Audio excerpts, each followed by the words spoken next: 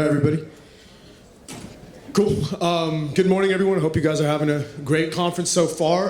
Just want to welcome you to the Future of Esports and Gaming panel and discussion here. My name is Duska, and I'll just be moderating and asking a couple questions, but I'm going to leave it up to these guys to definitely own and discuss this morning. And I'll give some quick intros here. I've got Todd Harris, CEO of Skillshot Media. Good to see you again, man. And Jeremy Poore, who's the Director of Partnerships for Atlanta FaZe and Rain, also with Atlanta eSports Ventures. And then Justin Varghese, who's Marketing Manager for Dreamhack North America. Great to have you guys here. I'm excited to kick this off, but I thought a great place to start and just hand it over to you guys would be, would love to get into each of you and how you guys are looking at 2020 as it relates to your own businesses, and just reflections on how you think the esports and gaming industries are currently transforming. Cool, thanks. So I've been doing gaming now around Atlanta for 15 years. So started High Res Studios, a game developer, and now Skillshot. And so 2020 is actually all about Atlanta for us. I mean, we have a perspective that gaming and esports is the future of entertainment and sports, and that Atlanta will be the capital of that within North America. So in terms of our own operations, we're putting our money and attention where our mouth is. And so with Skillshot, we're building out a esports production studio in the heart of Atlanta. So it's walking distance to State Farm, Mercedes-Benz, Olympic Park, where all major sports events happen. So that's number one, is we'll have a content production hub there. Number two, the other hat I wear when I'm not pushing Skillshot is chair of this thing called the Atlanta Esports Alliance. And this is the Atlanta Sports Commission. So the group that won the Super Bowl, the Final Four, is going after FIFA.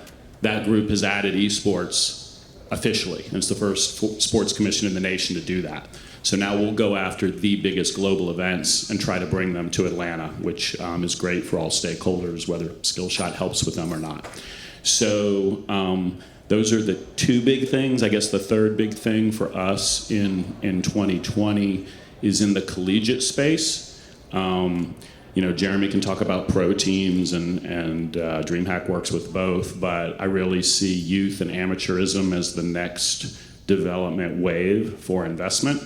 And so we recently, actually just a week ago, announced a partnership with a group called NACE, the National Association of College Esports. It's kind of like the NCAA of esports, because the NCAA for now is staying away from that.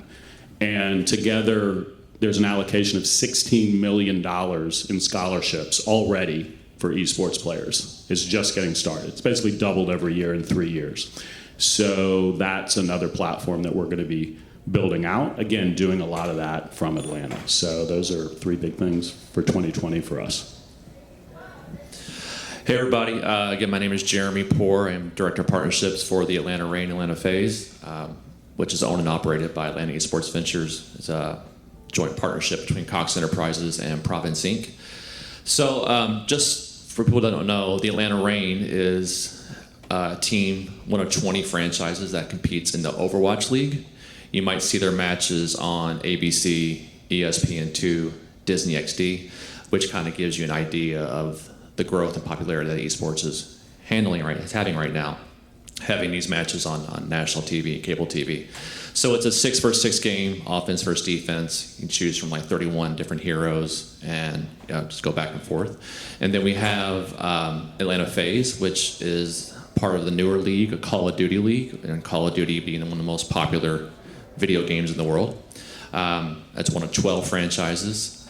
And just to kind of give you an idea of the people ownership groups that own these teams, in the Overwatch League, the Boston Uprising is owned by Robert Kraft, who owns the Patriots. Comcast owns the Philadelphia team. One of the LA teams is owned by Stan Kroenke, who owns, Arsenal Football Club and also the LA Rams. And of course, with Cox Enterprises, who is a great partner for us. So this is our first year having both teams in Atlanta. So we're all about Atlanta. We're doing multiple live events in the city. Also, what's really fascinating is being a part of the franchise model. These teams actually travel like a sports league. So this weekend, our FaZe team is in LA.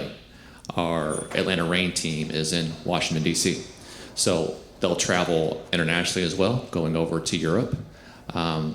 We're supposed to go to South Korea, but we'll see if that happens or not. And I'm sure somebody will have a question about coronavirus and how it's affecting esports, and it has a huge effect on esports. But yeah, so we're doing multiple live events in the city. We just did one in the Gateway Arena last week, was it 2 weekends ago? We did 2,200 people that came out to the event. We have another event for Atlanta Reign at the Coca-Cola Roxy at the Battery and on March 21st, 22nd. So if anybody's interested in seeing a esports live event, you've never been to one, fully recommend it to go see the passion and the just the excitement and production value that comes along with these events. I think you walk away very impressed. But yeah, very excited and look forward to seeing what kind of questions you guys have. Hey, Justin Varghese. I'm the marketing manager in North America for Dreamhack. A quick show of hands. Has anybody in the building here heard of Dreamhack before? Just raise your hands. Oh my God, thank God. If it was like less than that, I would have said, man, I really suck at my job. So thank you. For the rest of you who are unfamiliar with Dreamhack, it operates very differently from most esports events. So most esports events, such as the properties that Jeremy described, for instance, I'd relate more to like a concert. You have one main stage and all the attendees there are really in the building to enjoy one particular artist, right? In that sense, a property like Overwatch League makes a lot of sense because everybody that's in the room there is there to watch one main stage, and that's for Overwatch content. LCS, go figure, it's for League of Legends. Dreamhack is a bit different in the sense that in the microcosm of the esports space, we operate a lot more like a festival. So instead of having one main stage, we'll have anywhere from 7 to 12 different main stages, each highlighting a different game or set of games. And what that presents is a genuinely unique, basically a petri dish of sorts of everything that's happening in the esports space, whether it's a tier 1 esports, something like Counter-Strike. You could have an invitational Counter-Strike tournament with 16 of the best teams competing for a prize pool of $250,000. Juxtaposed by a stage that's nearby that is a fighting game stage, which actually showcases more grassroots players who are playing not necessarily for as big of a prize purse, but have a ton of heart and a ton of top-tier competition regardless. So we're really uniquely positioned in this space because we're publisher and game agnostic. It gives us a lot of flexibility. One thing that I will say that's unique about the esports space in contrast to the sports space is while our games have a bit higher acceleration to get popular, as a result of that, it also means that each game individually has a much shorter half-life than sports does. So in sports right now, boxing is struggling, but it's been popular for almost a century, right? You contrast that to the esports space where not that long ago PUBG was absolutely massive, especially here in North America. It's still doing very well in the APAC region, but it's not necessarily doing as strongly here stateside. So what that allows our brand to do is be really nimble and adapt and be able to showcase the latest and greatest while also making sure that we're able to give a dedicated amount of love to some of these maybe not as popular titles, but ones that still have a really strong community following behind it. When we're talking about 2020, for our team, 2020 represents a really unique point because it all really contributes to the vision of Dreamhack 2025. Gaming as a whole is, in my opinion, in a very unique position within the cultural zeitgeist. I haven't been in the gaming space for 15 years like Todd has, but I will say whenever I was working in esports 5 years ago, the big question I had back then is, what's that?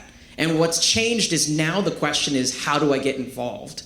One of the things that we've seen in gaming as a whole and in esports as well is something that I would call social buy-in. Folks like Robert Kraft, for instance, investing into the Overwatch League, that helps a lot. For me, a big moment was back in 2018 when you had Ninja, who at the time was the biggest Twitch streamer in the world, doing a stream with Drake, who's one of the biggest entertainment personalities in the world. And for me, I truly felt like that had the impact on how people perceived the gaming and esports space, the way that The Dark Knight had the impact on how people viewed comic books and comic book films. And I mean, I'll think about it, right? We're now in an era where when you look at superhero films, for instance, I mean, it's by far the biggest moneymakers at the box office. There's dedicated theme parks and sections of theme parks to all of this. Like, everything is changing so drastically. And the way that gaming fits within that cultural zeitgeist is now it's not as much of us having to do a lot of justification. It's a lot of other partners, other non-endemic and endemic adjacent partners coming to our space and saying, how do we work together? So instead of us trying to say, maybe get the, love from an artist, hey, please come play at our show. It's more so like artists are now really excited about the possibility of coming to our show and not only playing at our show, but integrating deeper within that. So for us, when we're talking 2025, especially for our show in Atlanta, it's all about taking all the things that Atlanta is such a hotbed of creativity for, film, music, television, fashion, technology, etc., bringing it all to the same table using gaming as a conduit. And we really feel like culturally we're really well positioned for that. And again, with how nimble our model is, we're really well positioned for that as well. Appreciate it, guys. Great to hear, and I'm very excited to hear that Atlanta is kind of ground zero for all this innovation and bringing it all to our home city. So, I think, and Jeremy, you touched on this very, very slightly with the mention of Corona, but I think this is a bit of a two-sided question. Alongside just your plans for 2020, what are kind of, the one or two biggest innovations you guys are seeing in the space, both esports and gaming industries right now, that you consider are going to change the landscape over the next year, 2 years, 5 years? And then on the flip side of that, what are some of the one or two biggest challenges you guys see facing the industries and your own businesses themselves in executing on those visions? So challenge, Jeremy mentioned it. It's right now, looking at the next 12 months, it's clearly the coronavirus, and there is a live event side to everything that we do that drives a lot of the commercial revenue side, and everyone's just kind of on pause. Here locally or globally, most of the Asian events in the space have been canceled at this point if they were scheduled in the next 6 months. Some of the industry events like Game Developers Conference, which is just a place for knowledge share, that was in San Francisco, that was canceled. So clearly that is a challenge. I guess the silver lining, if there is one, is that esports was actually born online and digital, so it will continue to thrive, and eventually the live event side will return. But this is a sport that I always say was born on the couch, right? So players can play from their couch, and you can watch from the couch, and the couch is pretty darn comfortable, and that's why it's grown globally. So event providers like ourselves, one of our challenges is actually getting people to leave their couch and come to State Farm or Georgia World Congress Center. So it's not like esports goes away. There'll just be more of a temporary emphasis on the online side. So that's a challenge with the way to deal with it. And then as far as innovations, culturally, Justin mentioned, we've already jumped the chasm as far as being relevant with pop culture, the Drake stream. Gaming is already bigger. You take all of the film industry and all the music industry and you put them together, gaming's already bigger. So it's not like we're waiting for that time to arrive. People, if they look in the data, it's $140 billion globally. So it's already the biggest entertainment property. So we're already there. The kind of innovation culturally is going to be what gets parents more comfortable with their kids gaming, as long as it's done in a sustainable way. And that's something I talk a lot about. And this is where gaming through the high schools and the college is going to help. Because when you grow up as a parent, like I am, and your kid plays sports, you see that as a positive thing because they're learning character development and teamwork and mastery. And by the same token, if your kid is really into chess, you see that as positive. And if they're really into playing the cello, that's positive. As long as they don't take it too far, as long as it's balanced.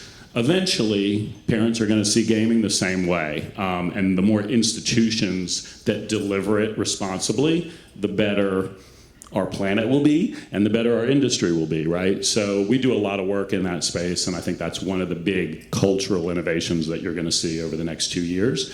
When you have folks like Steve Young, a traditional athlete and model of character, talking about how gaming for his kids, that's what his boys are interested. They don't want to throw a football at all. They want to play games, and he see that as positive. More of those words getting out there will help drive just a whole other order of magnitude of growth. So challenge-wise, yes, there's a lot of challenges. One of them being for people that want to be pros. is what is the path to being a pro? And there's not really a clear path yet, like you'd see in like college sports that want to go pro, NFL, MLB, NBA. So that's one thing that we need a lot of work on. I get asked all the time, like how to become a pro player. And, you know, for parents out there that have a child that might be really good at video games, it's just, you know, doing ranked play, competing in tournaments, creating their own content, forming in this industry too, it still is a lot of who you know. It's still small. So it's meeting as many people as you can, coaches, players from academy teams, etc. So really, for us, creating a clear pathway for players to become pro is something we need to overcome. Not doing live events, you know, Todd touched on this. It's just one thing that we're experiencing with the franchise model, which is also innovation because the franchise model is so new, where we're having teams represent a city for a particular video game. Is just, you know, how do we overcome, it was a threefold. So how do we overcome the stigma that's still attached to gaming? Unfortunately, it's still there. It's like, you know, somebody, oh, you're a video gamer, you're going to watch somebody play a video game? Do you go watch somebody play baseball? You know, it's the same thing. You know, but is a gamer some guy with no friends in their mom's basement? You know, that's totally, people think that, like, and it's an old mindset, and it's not. Actually, gaming creates friendships, excuse me, and communities. And like, if you ever go to a live event or a gaming conference, and to see the passion, and Jessica talked to this, the passion of these fans of their game or their character, you know, and it's something we need to grow. Another challenge that we're facing, I can speak to the franchise model, is we do a great job of reaching the hardcore gamer. How do we, for us to grow, like, how do we branch out and reach the casual fan, the casual gamer, the parent that may just play a little bit with their son? Or we want that parent to bring their kid to an event and actually invest money, you know, and help us, you know, expand eyeballs. So that's something else we're facing. But innovation-wise, I think the big thing, the next step, and Todd, you could probably speak more to this, and Justin, more than I do, it's mobile gaming. Everybody's playing games on their phones. You now have these leagues that are popping up over, like in Brazil or India, where they're getting, you know, thousands upon thousands of people to an event, and these kids are playing a game on their phone on stage, and like people are going crazy.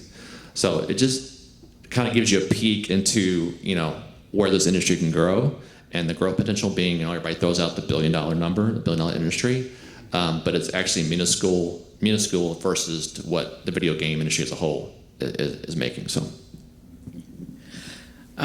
challenge-wise, one of the things that I feel personally a little bit critical of is, in my opinion, esports isn't even a baby. Like, it's a fetus at best. And I feel like with the Billionaire Boys Club that's kind of coming into this space, because the world that they know is very much like regionally based franchise models, this is the end game. I'm concerned, as somebody who's in here, that might adversely impact what the proper model might, quote unquote, be. A lot of people, because a lot of the folks with the money right now come from, say, an NFL background, for them, that's what's comfortable, that's what they know. Me personally, I feel like there is still a lot of validity to explore alternative models. Like, just because it's not the New York City Conor McGregor's doesn't mean that the UFC isn't a hyper-successful product, right? And I'm really, really curious to see how things really shape up if people are essentially taking this time of experimentation and figuring out, okay, does this work? And if not, are we agile and nimble enough to be able to make a strategic shift to make it so that we can still grow our scenes organically, regionally, but still have a ton of value that takes advantage of the fact that it is intrinsically an international and digital audience that is tuning into what we're doing. So that's one of the challenges I'd say is just because it's so young. Again, I'm worried people are just pigeonholing it to be this one thing when we still don't know what this kid's gonna turn out to be at the end of the day. In terms of innovation, so for me, I come from actually a play-by-play commentary background, funny enough, in the esports space. That's kind of how I started everything.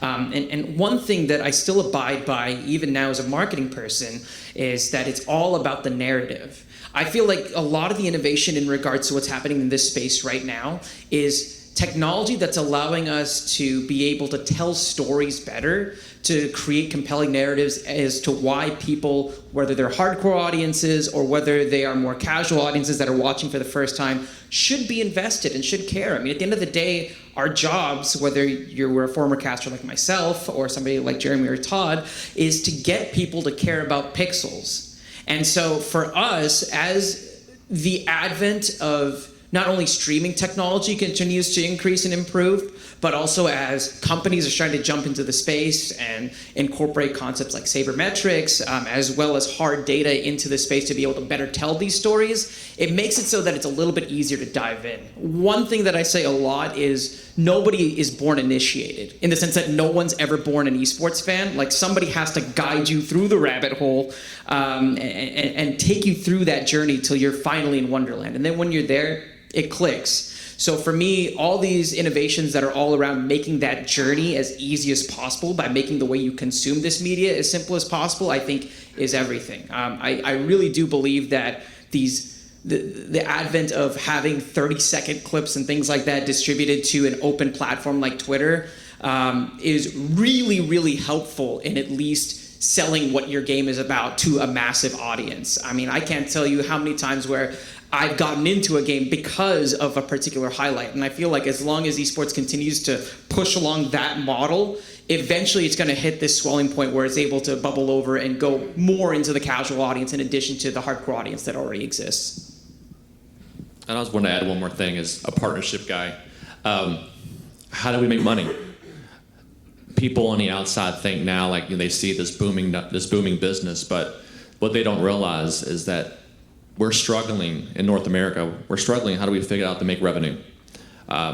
Just to give you an idea. So an Overwatch franchise costs between $30 and $60 million. Call of Duty franchise started at $25 million. So me as a partnership guy, you just hope that your ownership group understand that this is a marathon. Like, big brands are still not ready to invest millions of dollars in a partnership by having a logo on a jersey and involving our players in content. But the ROI is still it's coming. It's just not there yet. So if you have a franchise in Asia, the Asian market, they're making money. Their fans are so loyal. They pull in viewership numbers that equal the Super Bowl. That's really the market that we're trying as North America. We're trying to learn from. So we're all trying to figure out how do we make money in this industry. So it looks fun on the outside, but on the inside, it's definitely a grind. So just to touch on that, because we're all interested in bringing more partners into the space and delivering ROI for them, and they've been doing a lot longer in Asia. I mean, I had the benefit of going to Korea, and they've been doing it for many, many years there. There are 20,000 gaming cafes, right, for about 20 million people. So they have 3 TV stations showing esports 24/7. So it's actually coming to North America last, right? And part of that is because in North America there's a lot of other sports properties competing for attention. In most of the rest of the world you might have soccer and maybe one other one, like cricket in India, right? So esports fills a void. We're here, we've always got traditional sports. But what happens when you look at the data for traditional sports, as much as I'm a fan, is that audience is graying. So if you actually look at the audience that watches commercial sports, which is still something that delivers return for brands, the average age of an NFL viewer is 54. The average age of a golf viewer is over 60. The average age of NCAA basketball is 45, 46. So if you are a brand and you're actually looking at the data, you realize that audience is graying, and it actually goes up 1 year every 2 years for every franchise except, I think, Major League Soccer. In esports, it's 26. It's not 13, it's 26. Of course, it varies. Fortnite is younger, Counter-Strike is older, so you have to have a guide to navigate. But if you're looking at the data, you realize if you're spending money for attention and you actually see where attention is, it's gaming and esports. Everything is about being relevant and having attention and buying attention at a good price, and esports delivers that. And if you're spending money today on TV that's not live sports, I don't know why you're doing it. Like, who do you know that is watching TV commercials? Do you watch TV commercials? You watch maybe a couple destination shows like the Oscars, or maybe you're really into This Is Us, but beyond, it is the best show, by the way. God, the hearts every time I tear up. So, but other than that, like, why are you spending money there, right? If you come and talk to any of us, we will be able to deliver value for your brand, and you will reach the next generation of consumer or the next generation of worker at a fraction of the price. It's just that most of the decision makers don't want to take the risk. It's very easy to spend money with your existing agency and have them do some nice creative and win an award, and it doesn't help you move your product or service. Talk with one of us. Thanks, off my soapbox. Yeah, that's a very good point. And I'm the main question I wanted to follow up with, and this will be kind of the last one I present before I open it up for questions, was it's interesting juxtaposition you guys make between esports fans here in the experience and then overseas, especially in Asia. And you know, given the challenges that businesses like y'all's are facing over the next 5 years, I think the one thing I'd be interested in hearing y'all's opinions about would be, how do you see the esports fan in the United States experience changing over the next 5 years as you guys try to tackle some of these strategies, you know, that you guys have mentioned in terms of revenue generation and getting them to buy in culturally? I mean, Jeremy mentioned mobile, so that is the platform of the future. In geographies, I mean, Asia, well, let's take China. China used to have about 300 million PC gamers, almost the population of the US, hardcore PC gamers. Now there's mobile. That adds another 300 million. So now you have about 600 million gamers between mobile and PC. They really don't play on the consoles over there. So an audience twice as big as the US that's gaming. If you look at India, there really wasn't good infrastructure for PC gaming, but now mobile has leapfrogged it, right? So for a while, we've all been trying to figure out how to have gaming take off in India, and mobile is actually unlocking a lot of that value. So, and if you look at it from a competitor standpoint, how does your kid go pro? You know, you read about a Michael Jordan and LeBron, and they sleep with the basketball. They try to find time to practice their free throws. Your kid on the way to carpool can pull out their phone and practice their jump shot constantly. That is why this is the future. It is so accessible. You don't need a basketball court. You don't need an ice hockey rink. Whether you grew up in Brazil or India or Alpharetta, you pull out your phone and you can practice, and there's nothing preventing you from being the best in the world but your time and skill. That's why this will ultimately eclipse everything. It's the ultimate accessible activity. I think it's for esports, how do we tie in with like TikTok, short form media, where they launched their app in 2017 and they have what, 50 million users. Yeah, it's unbelievable. So like, you know, also for us, things we're trying to figure out is like, how do we keep somebody in the building, and how do we innovate that, and you know, for brands and also for the events to keep people to stay in the building, because I think we've been trained that, you know, we're all about, you know, quick bites of content, quick events, fast forwarding through commercials. You know, the social media has changed everything. So as an esports event, you know, how do we adjust to that? I think that's what we're trying to figure out.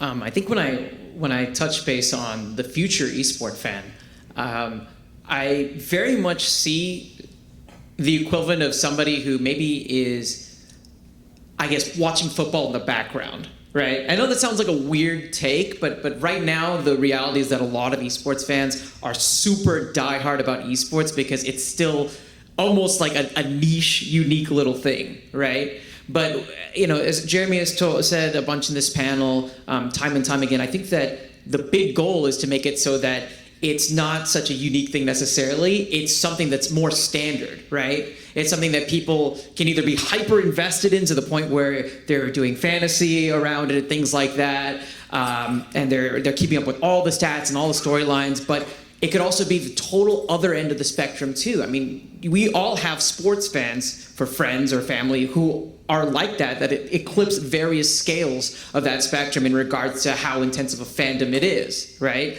That's how I see kind of esports operating in the future from a fan perspective, because there's so many different layers to how big of a fan you could possibly be. And as esports starts to get into more demographics, that's what we're going to be seeing. Now, the one thing that I will say that's very unique about a casual esports fan versus a casual sports fan is that the level of engagement and accessibility is completely different. A casual esports fan, I think, will have comparable levels of engagement and accessibility to a hardcore sports fan because, again, it is a digital audience that's really all conveyed through a digital medium without any paywalls at this time.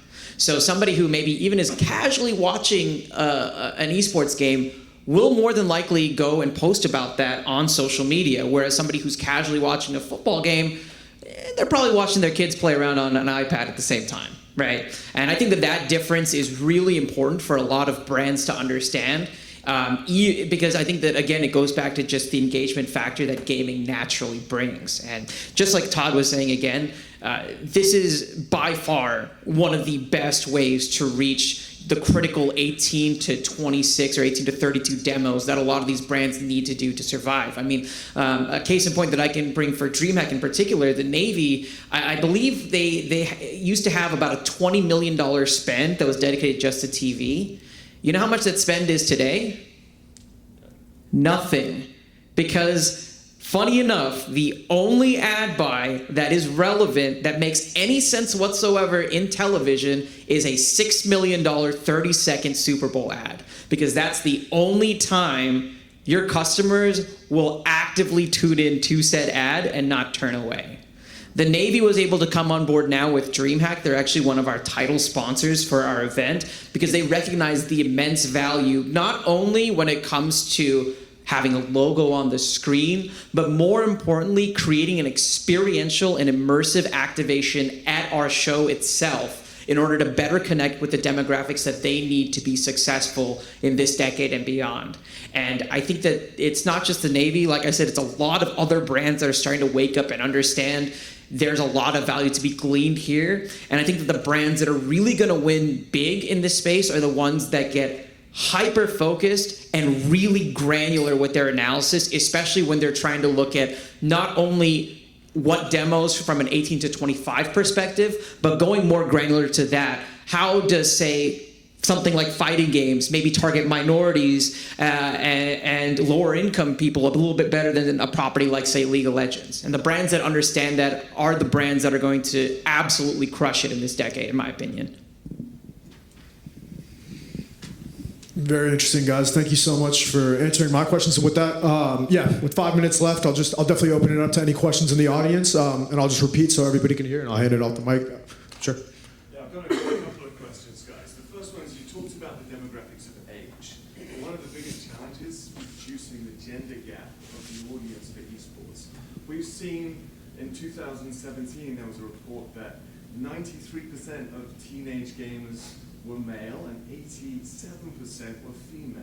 So how do you see we can find ways to help reduce the gender gap? And it's going to take a lot of time. So what's the roadmap in this area?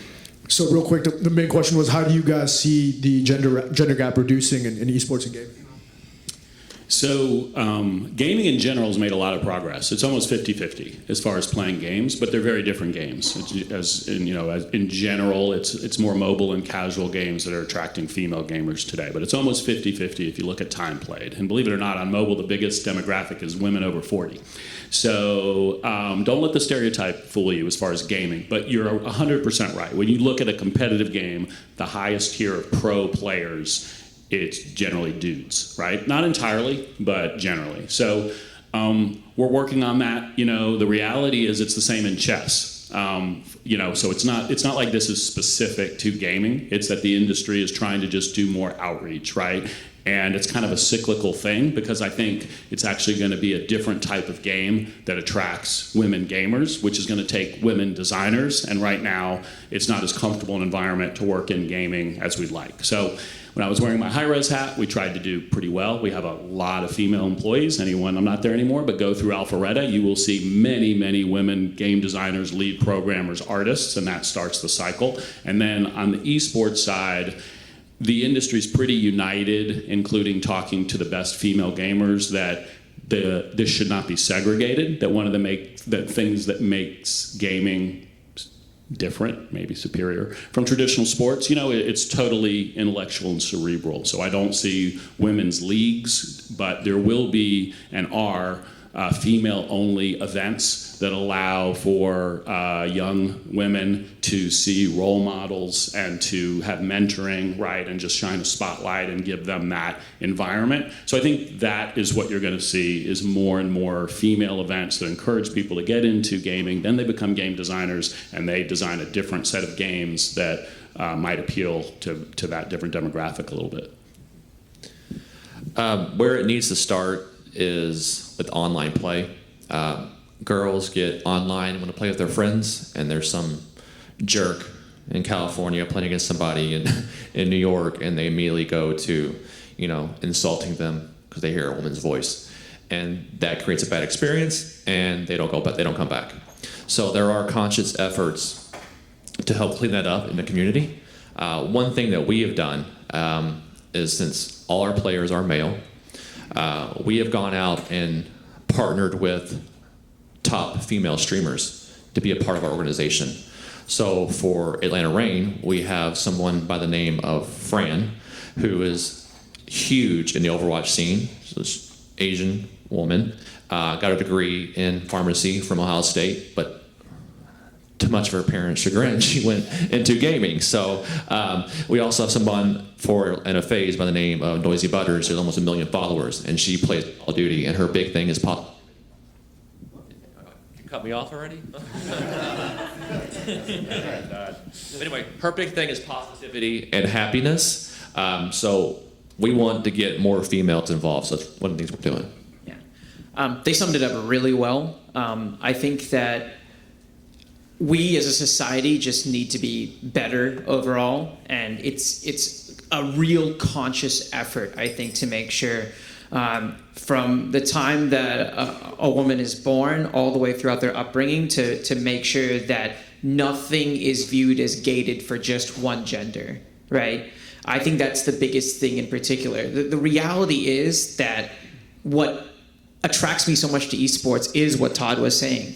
It's the fact that, unlike in traditional sports where the sex that you're born with is a limiter in regards to your maximum performance, esports doesn't have that by any means. And so for me personally, the world that I'm working for, I know that the world that the rest of this panel is working for as well, is a world where when a woman joins a tier 1 gaming organization as a competitor, it's no longer news because it's industry standard. And the only way we can make that happen is if we're better to the women that are around us and make sure that we are able to set up a better society for the women that are coming into this world, and so on and so forth. But it really is, I mean, just like in tech, it really is such a thorough, conscious effort that everybody in this room and everybody beyond this room needs to make internally to make sure that we can make it so that it is as open of an atmosphere and open of a competitive spectrum as possible. So I guess one of my biggest questions is that in terms of traditional sports, the rules for basketball, soccer stays the same for decades or centuries. But in esports, the landscape is constantly changing. There are some mainstays such as League of Legends or Counter-Strike, but there's always that new game with a new set of rules, new set of environment, and even the same games have balance changes that can completely drastically change the way games are played. So I was wondering how different aspects of the industry really, because I think Justin mentioned about being agile and being able to adapt to newer games. I was wondering how the industry as a whole adapts to this. Yeah, great point. So again, the biggest difference from traditional sports, someone owns the game of League of Legends and no one owns the game of basketball, right? So that actually is what drives a lot of the disruptive nature. So publishers are always trying to make the next big game or next big esports. So you have things like PUBG that are crazy hot and then in certain regions cool down. And then even the maker of League of Legends, and just as an aside, in Q1, both League of Legends and Counter-Strike had their highest peak player base. So League of Legends is 10 years old, Counter-Strike as a franchise, 20 years old, highest peak. So there's going to be some that are decade long, and there's going to be some games that are multiple decades. But when we were at Hi-Rez as a game publisher, your main thing you're optimizing for is engagement, right? People finding another reason to boot up the game and play today. And tweaking the game is one of the best ways to do that. There's always something new to discover. So even though pro players don't like it when the game changes that much, because they want to master it, right? They want everything to be the same so they can practice. The incentive for the publisher is to keep the game balanced, but also to make changes from time to time, which is why they all do it. So that's not going to go away, most likely, because the publisher's business depends on people coming in and playing, and that's engagement, and tweaking the dials drives engagement. And they're the biggest value creator and the biggest leverage point in the whole ecosystem. So always remember that. Any of us now that are game agnostic or game partnered, ultimately, we're the tail that the publishing dog wags and we follow and try to keep up. That's just the way it works. So that's why the games change, and that's why there's new games, and it's one of the things that makes esports different. In my mind, exciting, but for pro players, it's obviously a challenge, another challenge for them to keep up with. We want to do a better job of listening to the community. Like for a game like Overwatch, it's got a little stagnant, so it's bringing in new heroes. Some of the players are not happy about it, but the community is happy about it. So, and it's just lowering or hiring levels of effects, or if they taser somebody, the damage it does, like stuff like that. So just listen to the community and keep the engagement going. Yeah, I think that what you mentioned is the fact that sports stay consistent forever. It's an unchanging rule set. I think that, just like Todd was saying, that actually can be a value add and a driver in regards to how esports stays unique and fresh at the end of the day. I bet that boxing would love if they had some kind of patch that made it so that it prompted more aggressive styles of play, but it really doesn't. And to make such a substantial change would go against the fundamental laws of the game itself. The one caution that I will say is I think that what's really important at the end of the day is to find that fine-tuned balance where you are tweaking to make sure that the entertainment factor is spiked up without tweaking so much that you are fundamentally eroding the competitive integrity of the game itself. And I think that there are some publishers that do an excellent job at this, some publishers that don't do as good of a job at this, and the ones that are able to find that balance are the ones that are going to be winning long-term, whether it's with the first property that they launch or the fifth property that they launch. Are we done? Oh, yeah. We have time for one more? Twitch or Mixer? Who do you see coming out on top? How big do you see it growing? Sure. Is it Lyft, Uber? Is there a third one coming? Yeah. Did you clip it from their opinions? Sure. So it's funny to me, especially getting this question in this room in particular. A lot of people are saying Twitch or Mixer. I challenge you all to look at it more like Amazon versus Microsoft.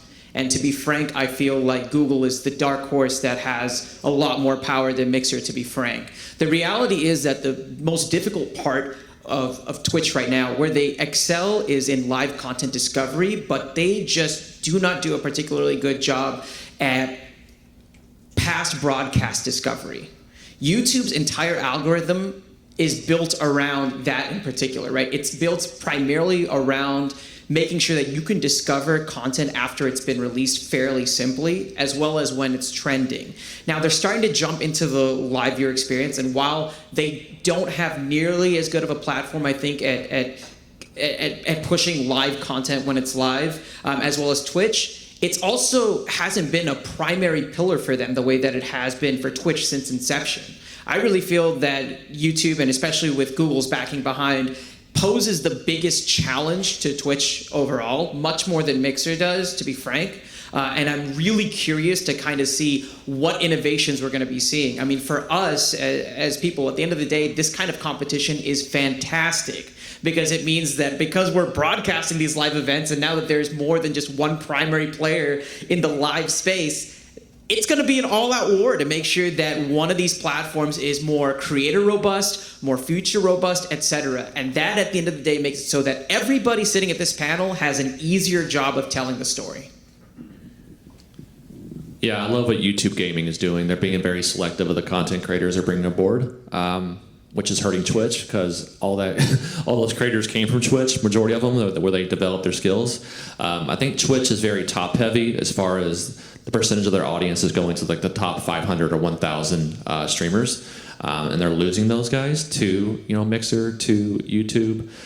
So it should be to see how they adjust to that. I know that Twitch, they underdelivered the revenue for the past year, 2019. They underdelivered, so they're making big emphasis on that because they're hurting from a YouTube and from a Mixer. So it's going to be fun for us to sit back and watch how it all goes down.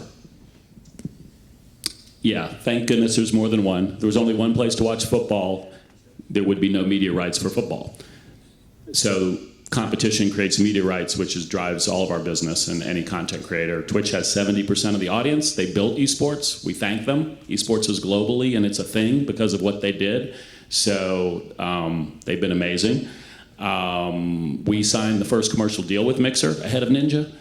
Thought leaders. And it's a great platform. Technically, they innovated and it made Twitch have to add features because they had the best platform technically for a while, so that was great. And now YouTube, I agree, of all of the corporate entities, Google and YouTube is probably best positioned. The amount of hours watched video on demand, pre-recorded, is much bigger than Twitch's live audience, right? The amount of gaming content people will consume on YouTube, just videos of Let's Plays, and just their gaming content is equal to almost all of the content on Netflix as far as hours watched, right? It's some insane number. And so live is very small, but because it attaches attention, that's what makes it interesting. And so I love that Google is investing in that area. Just want to plug real quick, you can watch any Call of Duty and Overwatch match on YouTube Gaming. Thank you. I guess we have time for one last question. We got to wrap up. Hey Todd, Jeremy, good to see you. So as an Overwatch player and fan, I'm actually going to the homestand later on this month. We appreciate your support. Thank you. Absolutely. How do you get the casual? So I'm in Facebook groups, I'm in forums. How do you get that casual player that's playing all the time? They've got hundreds of hours, if not thousands of hours. How do you get them to get out? Because when Todd gives the example of LeBron James when he's a kid sleeping with the basketball, he wants to go to the NBA game of the Cleveland Cavaliers, right? So how do you get that casual, player? Because they're not even like, competitors. They're not GM. They're not top 500, right? They're maybe plat at best.